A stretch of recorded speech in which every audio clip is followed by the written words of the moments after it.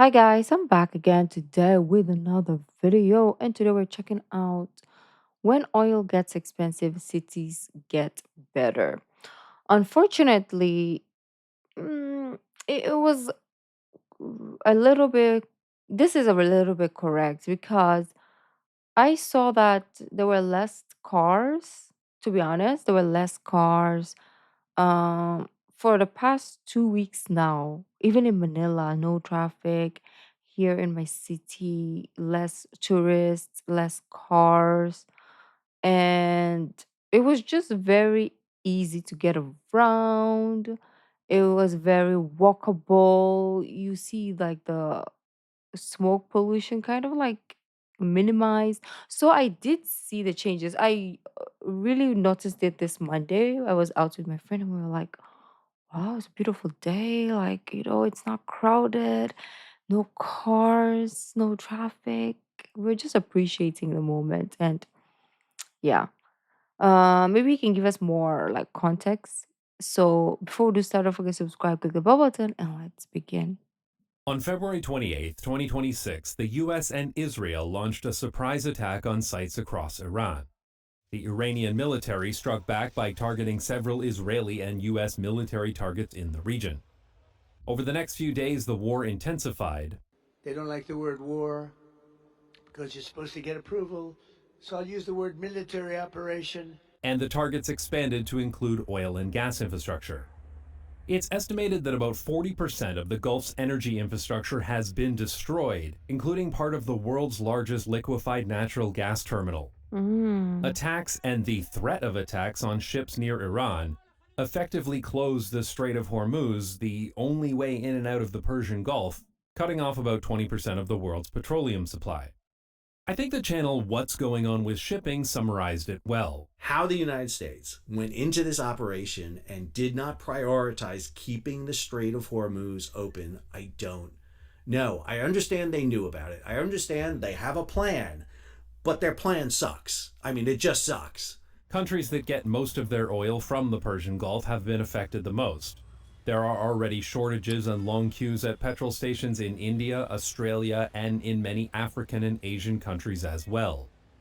South Korea has implemented a rotating driving ban where cars cannot be driven one workday per week, depending on the last digit of their license plate. Mm. China and We Thailand have have that put already. limits on petroleum Number exports, coding. and the Philippines has declared an energy emergency.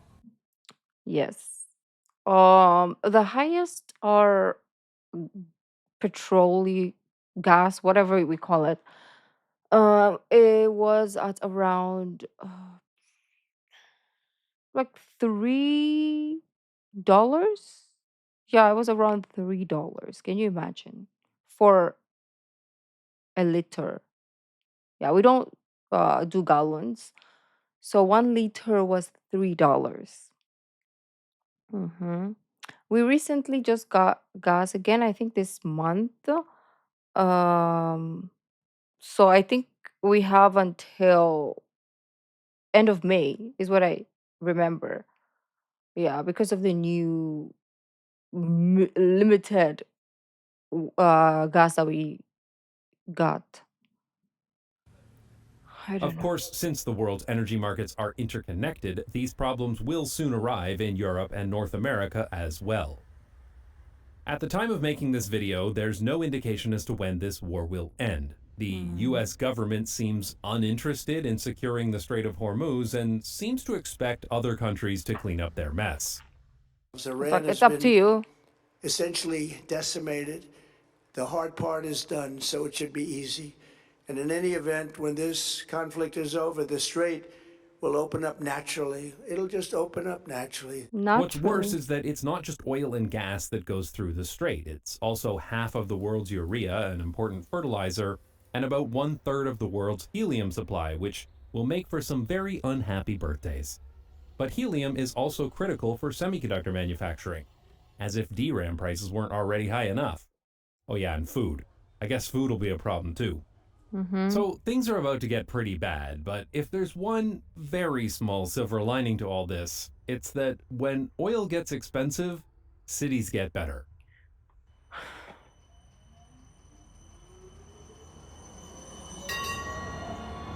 This is not the first time that oil has suddenly become a lot more expensive. True. The first major oil shock was in the 1970s when, in October of 1972, the Organization of Arab Petroleum Exporting Countries started a total oil embargo against any country that had supported Israel in the Yom Kippur War, which Oh, at the time included the US, Canada, Japan, the UK, and the Netherlands. The mhm. embargo was lifted just a few months later, but the damage had already been done.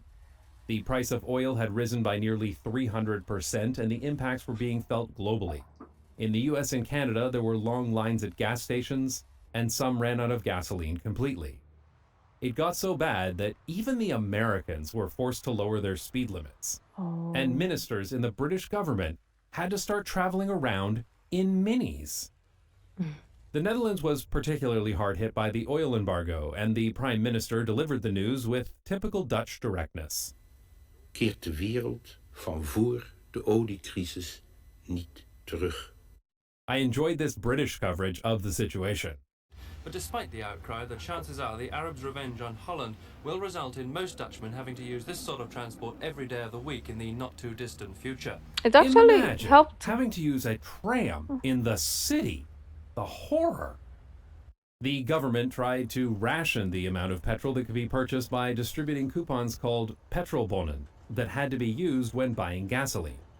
And from Mm. November 1973 to January 1974, car-free Sundays were introduced that effectively banned Oh, driving on Sundays.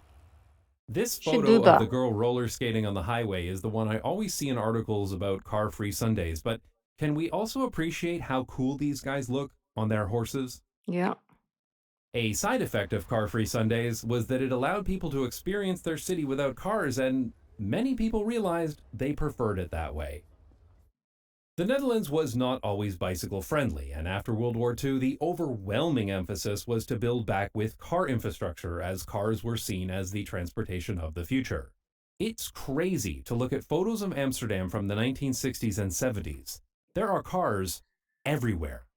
Amsterdam even brought in urban planners from the US to help them modernize the city, which Oh. ultimately resulted in this plan of building highways right through the center of the city. And yes, this was a serious plan that was actually considered for Amsterdam in 1966. Uh-oh. Thank If God they this plan didn't. had gone through, Amsterdam would have looked like this. In other words, it would have been just as bad as your typical US city. The second video essay I ever made on this channel was about this highway plan if you'd like to learn more and see what Not Just Bikes was like when my videos were only 3 minutes long. With more cars came more problems for cities, and in 1972, a group called Stop de Kindermoord started protesting children being killed by automobiles. These protests ramped up significantly in the 1970s, and there is no doubt that they were critical in changing the design of Dutch cities, which is why the Stop de Kindermoord protests are famous among American bicycle advocates.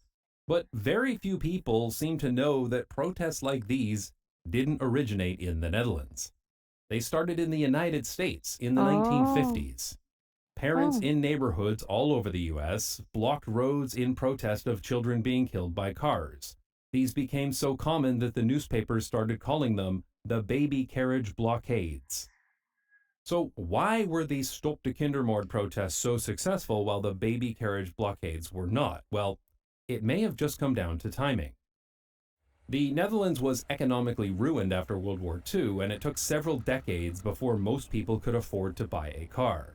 So the negative effects of cars in cities weren't obvious to most people until the late 60s or even the early 70s. When the oil crisis came along in 1973, followed by another spike in oil prices in 1979 due to the Iranian Revolution, it became much easier to argue that Dutch cities shouldn't be designed only for cars. But in the US, oil was cheap in the 1950s, and by 1973, cars and car-centric suburbs were already firmly entrenched. By then, it was much harder to argue that there should be fewer cars in cities when the cities had already been bulldozed for cars. The oil crisis did contribute to a huge spike in bicycle sales in the US, peaking in 1974, and while many US cities started building bicycle infrastructure in response, it didn't lead to the same kind of systemic change as it did in the Netherlands, although I do blame John Forrester for some of that. One lasting change from the oil crisis, though, was that drivers were allowed to turn right on a red light to save gas. Mm. So, yeah, the Netherlands got bike lanes and great urban planning, while the US and Canada got a rule that, according to the US Highway Safety Manual, increases car crashes with pedestrians by 57% and cyclists by 80%. Doesn't So make that's sense. nice. Yeah. But there were some positive outcomes as well. Today, it is normal for automobile manufacturers to meet fuel efficiency standards, but this wasn't always the case. Before 1973, various countries had laws regulating automobile safety as well as emission standards to reduce smog. But to meet these requirements, car manufacturers often sacrificed fuel efficiency because there weren't any regulations around that. The oil crisis made it clear that this couldn't continue, so most countries implemented fuel efficiency standards in response.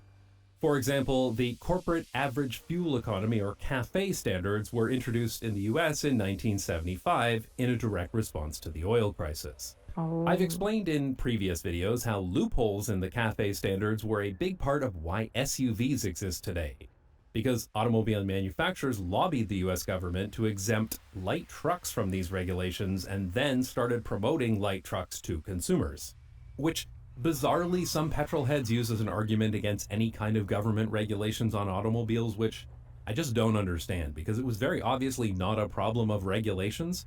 It was a problem of allowing the automobile lobbyists to poke holes in the legislation big enough to drive a Mm. luxury SUV through.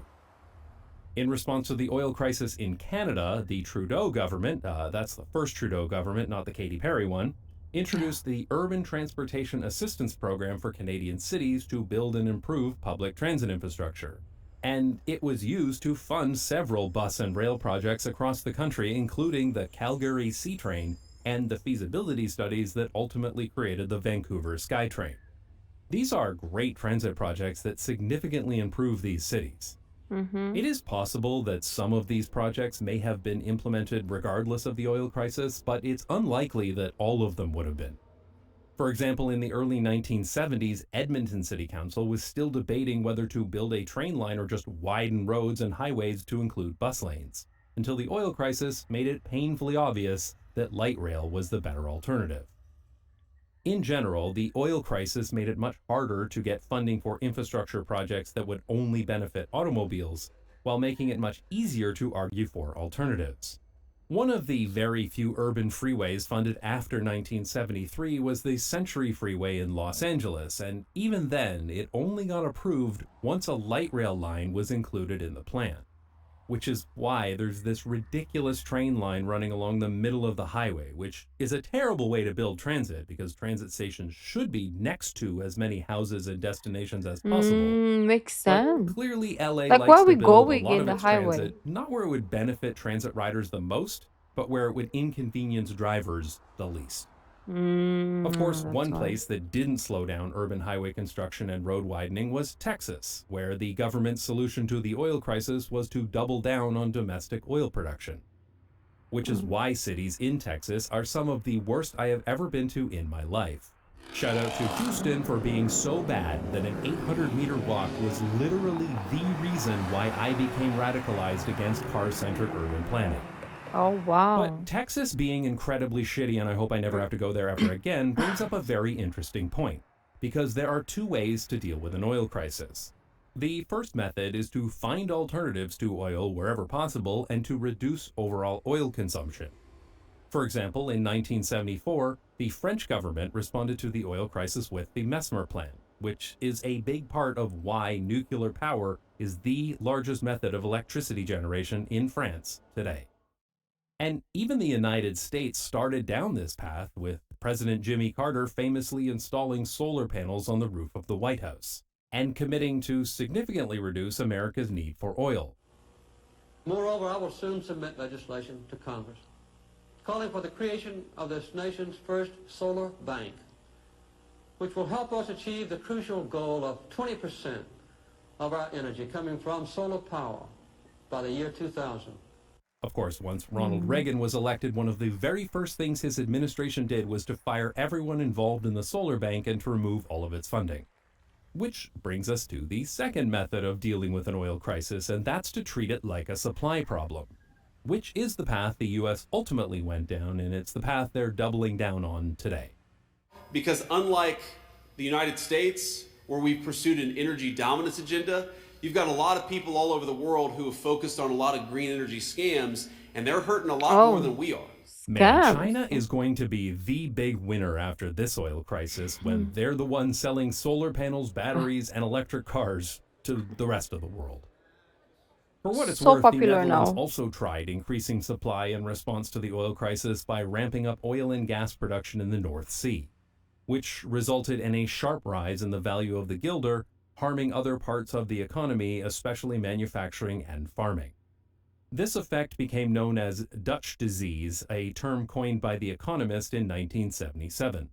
Not to be confused with Dutch elm disease, which is a totally unrelated problem caused by a fungus, Okay. rather than the problems caused by oil companies, which are more like leeches.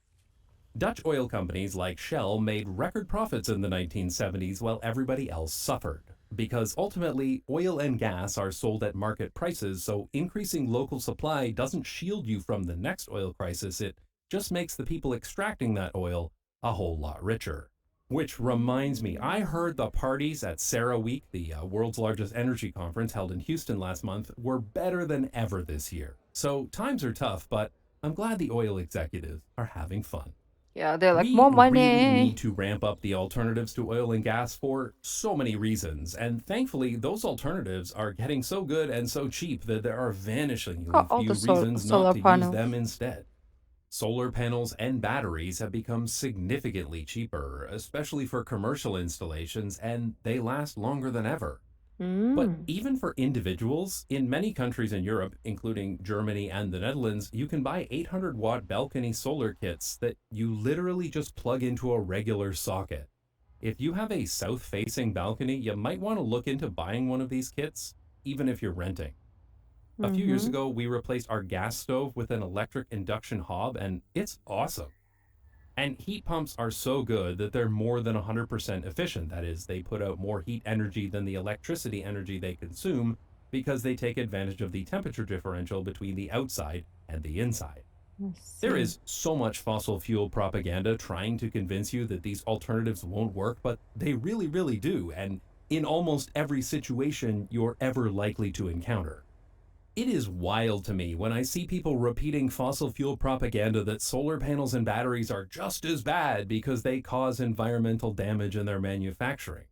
For solar panels, this is just ridiculous because they're surprisingly simple to manufacture compared to most modern technology, and they are relatively easy to recycle too. Like, if you have a problem with what goes into these, then you're going to be really upset when you find out what goes into computers. But here's the thing. In order to build this equipment, it takes a lot of time, effort, and money, and resource extraction that can be bad for the environment. But then you have a bunch of solar panels and batteries that basically provide free power with minimal maintenance for at least a decade. Compare that to fossil fuels, which also take a lot of time, effort, and money to create, as well as resource extraction that is very bad for the environment, even ignoring oil spills or other accidents. And when you're done with all that, you literally set it on fire and need to buy more of it forever. These are not comparable. There is a fantastic video from Technology Connections that talks about this as well as several other related issues, and I'll leave a link in the description. And if you somehow haven't heard of Technology Connections, then oh boy, are you going to learn a thing or two about dishwashers. Uh-oh. What now? Of course, oil is incredibly important in our society. It's not just cars and power plants that use fossil fuels, it's in so many things. From fertilizers to plastics to the helium used in MRI machines, so much of our modern society is dependent on oil. I've often seen this fact used to argue that since oil is so important, we should be increasing oil production and not putting any limits on it, but I have never understood this argument. Because if oil is so important, and it is, why the fuck do we let people literally set it on fire in their cars?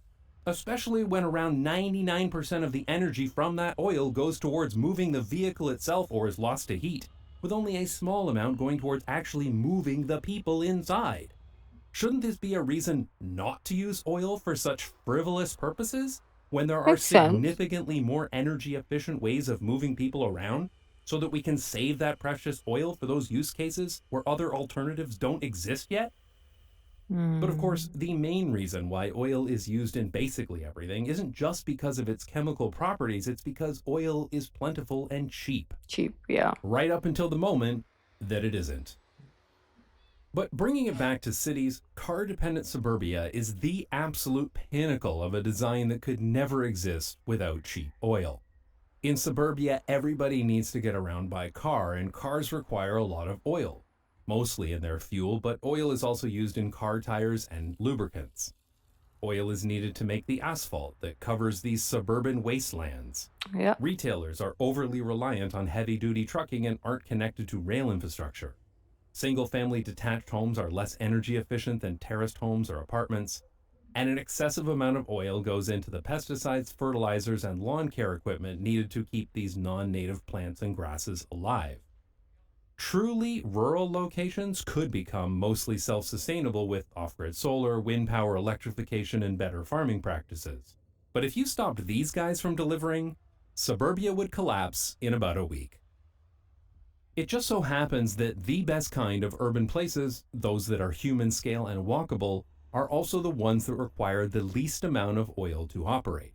When most of your daily needs are within walking or cycling distance, public transit is electrified, and trains connect cities together, the cost of gasoline becomes a lot less important. Which means that in a world of expensive oil, there will be a lot of forces moving cities in the right direction. I Mm. was involved in urban advocacy in Canada for many years before moving to the Netherlands, so I know how hard it is to change the status quo. There are some people, especially wealthy people, who benefit substantially from the way things are today, and they will do everything in their To power keep it to that prevent way. that from changing. Yeah. But there are also a significant number of people who are just resistant to change, any kind of change, even change that may theoretically benefit them. The good news is that when the status quo becomes so obviously broken, even the most change adverse people cannot argue in favor of keeping things the way they are, and change becomes much easier. So, Mm. while I'm not looking forward to the coming oil crisis and the inevitable recession, I am genuinely looking forward to seeing how the world's best cities respond to it and the positive changes that will come as a result.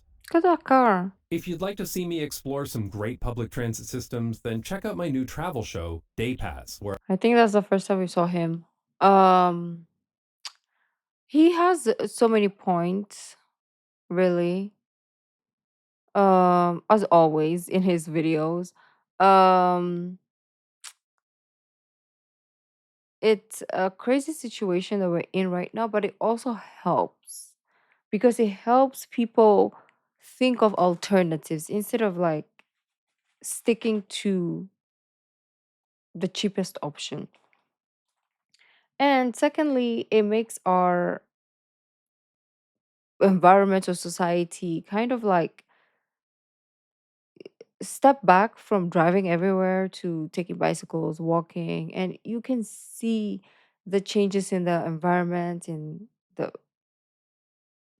country, the city, and it really is beautiful. So I hope that this helps us change something moving forward. Like how the COVID, unfortunately, but fortunately, we changed something about our society. Like, okay, it doesn't mean you have to work in an office 24/7. You can do hybrid, you can work from home. Okay, so because of the COVID, we learned that remote work is also okay. So I hope that this unfortunate situation also brings something positive in the long run. But anyways, beautiful peeps, thank you for joining. If you have any other stuff that you want me to know, let me know down in the comments. And if you have any requests, leave them in the comments as well. I'll see you in the next video. Bye.